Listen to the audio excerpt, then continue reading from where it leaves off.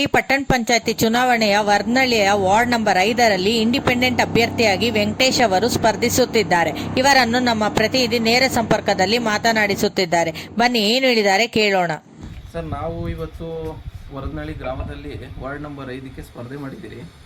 ಅದು ಮಾಡಿರೋದ್ರಿಂದ ನಾವು ಇವತ್ತು ಏನಾಗಿದೆ ಅಂದರೆ JDS ಅಲ್ಲಿ ಸೀಟು ಆಗಬೇಕಾಗಿತ್ತು. ಈ NDA ಮಾಡ್ಕೊಂಡಿರೋ ಕಾರಣಾಂತರದಿಂದ ನಮಗೆ ಸ್ವಲ್ಪ ಗೊಂದಲ ಆಗಿರೋದ್ರಿಂದ ಸ್ವಲ್ಪ ಪ್ರಾಬ್ಲಮ್ ಆಗಿ ಸೀಟು ಹಂಚಿಕೆ ಆಗಲಿಲ್ಲ ಸರಿಯಾಗಿ. ಹಂಚಿಕೆ ಆಗದಿರೋದ್ರಿಂದ NDA ಮಾಡ್ಕೊಂಡಿರೋದ್ರಿಂದ ಸ್ವಲ್ಪ ಗೊಂದಲ ಜಾಸ್ತಿ ಆಗಿ ಇದಾಯಿತು. ಮುಂದಿನ ದಿನಗಳಲ್ಲಿ ಇವಾಗ ಏನು ಜನ ತೀರ್ಮಾನ ಮಾಡ್ತಾರೋ ಅವ್ರಿಗೆ ಸೇರಿದ್ದು ಗ್ರಾಮಸ್ಥರಿಗಾಗೋದು ವಾರ್ಡ್ ನಂಬರು 5ರಲ್ಲಿ ಅವ್ರು ತೀರ್ಮಾನ ಮಾಡಬೇಕು.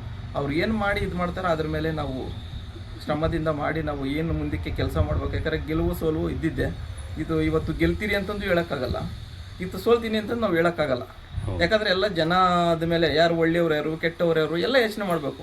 ಇವತ್ತು ಜನಗಳು ಏನು ಅವ್ರ ಒಪಿನಿಯನ್ ಮಾಡ್ತಾರೋ ಅವ್ರ ಡಿಸಿಷನ್ ಮೇಲೆ ಇರ್ತೈತೆ. ಅದರಲ್ಲಿ ಇವತ್ತು ನಾನೇ ಒಳ್ಳೆಯವನು ಅಂದರೆ ನನಗೆ ಹಾಕ್ಬೋದು, ಇಲ್ಲ ಅವ್ರು ಒಳ್ಳೆಯವರು ಅಂದರೆ ಅವ್ರನ್ನ ಇದು ಮಾಡ್ಬೋದು. ಈಗ ಆ ಥರ ಇದ್ದಾಗ ಎಲ್ಲ ಜನ ಏನು ಸ್ಪರ್ಧೆ ಮಾಡ್ತಾರೋ ಅದ್ರ ಮೇಲೆ ಡಿಪೆಂಡಬಲ್ ಆಗಿ ಮಾಡಲಿ ಸರ್. ನಾವು ಕೇಳ್ಕೊಳ್ಳೋದಿಷ್ಟೇ. ಯಾಕಂದರೆ ಯಾರನ್ನ ಗೆಲ್ಲಿ ಒಳ್ಳೆಯ ಅಭಿವೃದ್ಧಿಯಾಗಿ ಮಾಡಲಿ, ಒಳ್ಳೆ ಕೆಲಸ ಮಾಡಲಿ. ಯಾವ ರೀತಿ ಮತಯಾಚನೆ ಮಾಡ್ತೀರಾ ನೀವು ಜನಗಳ ಹತ್ರ? ಸರ್, ನಾವು ಈ ಮತಯಾಚನೆ ಯಾವ ಥರ ಹೇಳ್ತಾ ಇದ್ದೀರಂದರೆ, ನೋಡ್ರಪ್ಪ, ನಾನು ಇವತ್ತು ಇಂಡಿಪೆಂಡೆಂಟಾಗಿ ನಿಂತಿರ್ಬೋದು, ಪಕ್ಷನೂ ಇರ್ಬೋದು. ಇವತ್ತು ಪಕ್ಷ ಇಂಡಿಪೆಂಡೆಂಟ್ ಅನ್ನೋದು ಯೋಚನೆ ಮಾಡೋದಕ್ಕಿಂತ ವ್ಯಕ್ತಿ ಮತ್ತು ಊರಿನ ಕೆಲಸ, ಮುಂದೆ ವೆಂಕಟೇಶ್ ಬಂದರೆ ಸರಿನಾ ಇಲ್ಲ ಇನ್ನೊಂದು ಪಾರ್ಟಿ ಬಂದರೆ ಸರಿನಾ, ಎಲ್ಲ ಥರನೂ ಯೋಚನೆ ಮಾಡಿ ಆಮೇಲೆ ನೀವು ನಿರ್ಧಾರ ತಗೊಳ್ಳಿ. ಇವತ್ತು ನಾನು ಸರಿ ಇಲ್ಲ ಅಂತ ನನಗೂ ಹಾಕಬೇಡಿ, ಸರಿನಾ? ನೀವು ಇದೇ ಕ್ಷೇತ್ರ ಯಾಕೆ ಆಯ್ಕೆ ಮಾಡ್ಕೊಂಡ್ರಿ ಸರ್? ನಾವು ಇಲ್ಲೇ ಹುಟ್ಟಿದ್ದು, ಇಲ್ಲೇ ಬೆಳೆದಿದ್ದು. ನಾವು ಚಿಕ್ಕ ವಯಸ್ಸಿಂದನೂ ಒಂದು ಕಷ್ಟ ಬಿದ್ದು ಮೇಲಕ್ಕೆ ಬಂದಿರೋಂಥವ್ರು. ಆ ಥರ ಬಂದು ಇಲ್ಲೇ ಹುಡುಗರು ಇವತ್ತು ನೀವೇ ಬೇಕು ಅಂತಂದು ಜನ ನಿಲ್ಲಿಸಿರೋದು ಸ್ವಾತಂತ್ರ್ಯ ಪಕ್ಷದಿಂದ.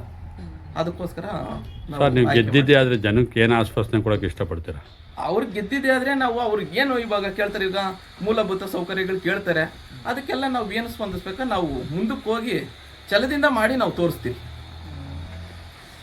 ಇಲ್ಲಿವರೆಗೂ ಏನು ಕೊಡುಗೆ ಇಲ್ಲ ನಿಮ್ಮದು ಗ್ರಾಮಕ್ಕೆ? ಗಾಡಿಯ ಈ ಥರ ಏನು ಕೊಡುಗೆ ಇಲ್ಲ. ಮುಂದಿನ ದಿನಗಳಲ್ಲಿ ಮಾಡ್ತೀರಿ. ಈಗ ನಾವೆಲ್ಲೋ ಮಾಡಿರೋದನ್ನ ನಾವು ಹೇಳೋದೆಲ್ಲ ಅವಶ್ಯಕತೆ ಬೇಕಾಗಿಲ್ಲ ಅಂತಂದಷ್ಟೇ. ಇವಾಗ ನಾವೆಲ್ಲೋ ಮಾಡಿರ್ತೀರಿ, ಅದನ್ನೆಲ್ಲ ಹೇಳೋ ಅವಶ್ಯಕತೆ ಬೇಡ. ಅದು ಜನಗಳು ಬಯಲು ಬರಬೇಕು, ಅದು ನಾವು ಹೇಳ್ಕೊಂಡ್ರೆ ಸರಿ ಇರಲ್ಲ. ಬೇಸಿಕ್ ನೀಡ್ಸ್ ಏನು ತೊಂದರೆ ಇಲ್ವಾ ಸರ್ ನಿಮ್ಮೂರಲ್ಲಿ? ಬೇಸಿಕ್ ನೀಡ್ಸ್, ನೀರು, ಚರಂಡಿ ಮೇಡಮ್, ಕೆಲವೊಂದೆಲ್ಲ ತೊಂದರೆ ಇದೆ. ಆ ತೊಂದರೆ ಇರೋದನ್ನ ಇವಾಗ ಯಾಕಂದ್ರೆ ನಮ್ದು ಆಲ್ರೆಡಿ 8 ವರ್ಷ ಆಯಿತು ಎಲೆಕ್ಷನ್ ನಡೆದು. ಈಗ ಮುಂದಿನ ದಿನಗಳಲ್ಲಿ ಇವಾಗ ಏನು ಮಾಡಬೇಕು, ಇವಾಗ ಸಮೀಕ್ಷೆ ಬರಬೇಕಲ್ವ. ಈಗ ಸೀಟ್ ಎಷ್ಟು ಇದಾಗುತ್ತೆ ಏನೋ ಅನ್ನೋದು ನೋಡಿ ಅದರ ಮೇಲೆ ಇವಾಗ ಅಭಿವೃದ್ಧಿ ಮಾಡಬೇಕು. ಈಗಂದರೆ ನಮ್ಮದು 8 ವರ್ಷ ಆಗಿತ್ತು ಎಲೆಕ್ಷನ್ ಆಗಿ. ಈಗ ಫಸ್ಟ್ ಟೈಮ್ ಇದು ಮಾಡ್ತಾ ಇದ್ದಾರೆ. ನೋಡೋಣ, ಇವಾಗ ನಮ್ಮದೆಲ್ಲ ಸಮಸ್ಯೆಗಳಿದೆ.